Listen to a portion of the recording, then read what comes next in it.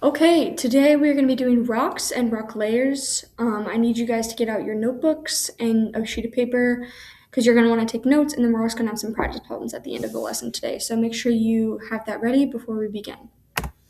So for today's agenda, here's what we're doing. We're going to be learning about the three types of rocks. We're going to be learning about relative age and absolute age. We're going to learn about some geological structures, and to go along with that, we're going to learn about the law of superposition. And then lastly, we're going to do some practice problems. So let's start with the three types of rock. So this includes metamorphic rock, sedimentary rock, and igneous rock. These are three types. So first we have metamorphic rock. So metamorphic rocks, they are formed using high temperature and high pressure. And this usually happens inside of the earth. So it's not on the surface, it's down inside the core or the other layers of the earth. This includes marble, quartz, other rocks like that. Also things like slate is another one that is a metamorphic rock. So make sure we write down in our notebooks that metamorphic rocks are formed by high pressure and high temperature inside the earth. So sedimentary rock. Sedimentary rock is formed when sediment, which is one example of a sediment is like sand, but there's other things that are also considered sediment. So sediment is layered. So if we look at this picture here, we have red layers and we have brown layers. So it's layered and compressed, and then that compression hardens into a rock. So this is like your sandstone, your limestone, your coal, things like that. So write down in your notebooks that sedimentary rock is formed by compressing layers of sediment and that they harden. Make sure we have that down. All right, and then our last rock we have here is the igneous rock. So igneous rocks are formed by hot magma that has cooled over time. So these are things like granite, obsidian, basalt. Now, depending on if this magma is on the inside of the surface of the earth or on the outside, it might be a different name. We usually consider lava as being the material that's on the outside of the surface and magma that's on the inside. So that might change based on if it's igneous rock inside the earth or outside the earth. All right, so let's talk about relative age and absolute age. So relative age is the process of comparing certain rock layers to each other to figure out which one is older and younger. So that's like if I were to say I am older than my sister, but I'm younger than my brother, right? So we don't know the exact numerical age that I am, but we do know an estimation of how old I am. Okay, so we're just comparing rocks to each other to get an estimate of what that rock layer's age might be. Okay, so make sure we have the definition of relative age in our notebooks. So absolute age, this is the process of determining that exact number, the exact age of a rock or rock layer. So that's like if we said, I am this old, my sister is this old, my brother is this old. Right, so we're knowing the exact numerical age. We have a number to determine how old that rock is. This is a really good representation, and this will lead us into our next slide, which is the law of superposition. But here we have relative dating, which is it's the same thing as relative age, and this just shows how at the bottom of the stack of rocks we have the oldest, so not a number but a range, and at the top we have the youngest. So again, just a range. We have an estimate of which one's oldest and youngest. And then here we have absolute dating, or also known as absolute age, and this gives us actual numerical numbers. So we have this rock being 120 million years old, and this one being 140 million years old. So absolute gives us the actual numerical number, and relative is just guesstimating what age something might be. All right, so let's get into the law of superposition. This is going to be the bulk of your assignment tomorrow, so make sure we are paying attention for this part. So, law of superposition states that rock layers that have not been disturbed or that are untouched by natural occurring events or humans or anything, they are not touched, they're undisturbed. The rock layers at the bottom are the oldest, and the rock layers at the top are the youngest. Okay, so each rock layer is younger than the layer it sits on. So I have two remotes here. This is going to be our example. I have my hand. Okay, I place this remote on top of my hand. Okay, I wait 5 seconds, and then I take the other remote and I place that on top. Okay, so we have two stacked remotes on my hand. This one was placed 5 seconds before this one, which means that this remote has been sitting on my hand longer than this one, right? So this remote at the bottom is older than the top one because it's been sitting on my hand longer. Does that make sense? Now we could stack a third remote, a fourth remote, a fifth remote, and it'd be the same idea, right? So whichever one is at the bottom has been there longer because before we put this one on top, this remote was at the bottom, right? So this one was here longer, which means it's older. So if we take a look at this picture here, we have at the bottom that the bottom layer is oldest and the top is the youngest. These ones in between, they were at some point the youngest and then became older than the layer above it. So this youngest layer of rock, this is not older than any rock, but this one right here, this one is older than this one, right? But younger than this one.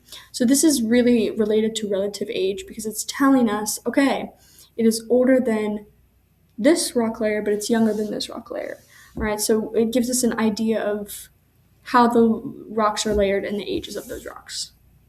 The general idea for this, what I want you to take out of this, is that each rock layer is younger than the one it sits on, okay? So let's look at some geological structures. So we have intrusions, extrusions, and faults. So these are ways that we can disrupt rock layers so that they are a little bit more complicated than just layers on top. So instead of just this, it might be distorted a little bit, So intrusion and extrusion, they're similar process, just a little different. So we're going to talk about those first. So they both form by magma coming out into a specific rock layer and, creating new rock. All right. So these are igneous rocks because remember, igneous rocks are made by magma or lava. And so an intrusion is when that igneous rock is formed inside of a rock layer. All right. So let's look at this picture right here. So we have three little different texturized rocks, right, inside of this big rock layer, okay? These are intrusions, okay, because they do not reach the surface. The magma comes in, it hardens, it changes, it's a completely different material, a completely different rock layer than this rock layer, but it does not reach the surface, all right? So when I think of intrusion, I think inside. So intrusions stay inside the rock layers, all right?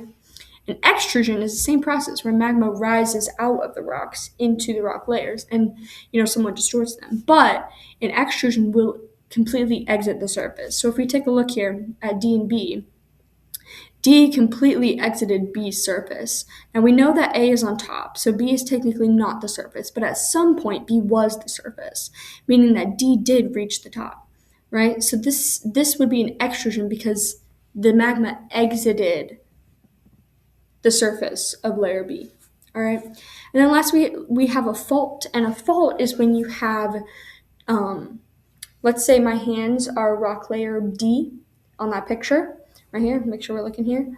Rock layer D, a fault would just shift it, right? So instead of a straight line, we have a shifted rock layer, and that's what's happening here. So A, B, D, and C on this side are still up here, but A, B, and D on this side shifted down. All right, so that's what's happening with the fault. It's just a shift in the rocks. All right, so we're going to do some practice problems, and then we will do more tomorrow. So here's what I want you to do. I want you to pause the video and write down on that blank sheet of paper.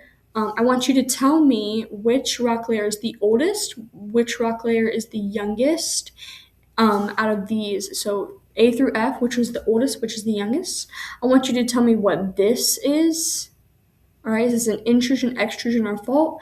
I want you to tell me what this is. Is this an intrusion, an extrusion, or a fault? So I'm going to give you a couple seconds here. Please pause the video if you need more time. All right, I hope you guys pause the video. Make sure you got that practice problem done. We're going to go over it now. Okay, so which rock layer is the oldest? So remember, law of superposition says that the one at the bottom is always older. So in this case, A is going to be our oldest rock, and F is going to be our youngest rock. All right. Now, we just talked about intrusion, extrusion, and fault. So remember, an extrusion exits the surface. So this up here is magma. This is igneous rock that hardened. This was magma that exited the surface, all right? Now, this one can be a little tricky because faults and intrusions can look similar, and this does look different than the page I gave you, but this is actually an intrusion. This was magma because it's the same material that came through the surfaces of these, and then it stopped here, all right? So, like, if it stopped at B, then it would be an extrusion, but in this case, it stopped here. This is an intrusion. This is an extrusion, okay?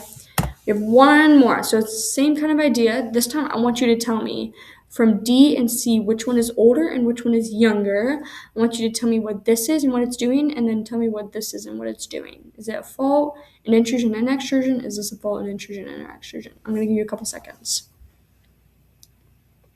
All right, hope you guys pause that video again. We're going to talk about it. If you did not pause it now. Go back. Make sure you guys are doing these on your own because these will be on your assignment tomorrow. So, C and D. We have C will be the oldest because C is on the bottom and D is on the top. Remember, the one on the bottom is always older. C came before D did. This, we just talked about how it's an extrusion because it's magma that came out, it exited the surface, all right? Then this here, we have a fault. So as you can see, if we look at E right here, this rock shifted from up here to down here.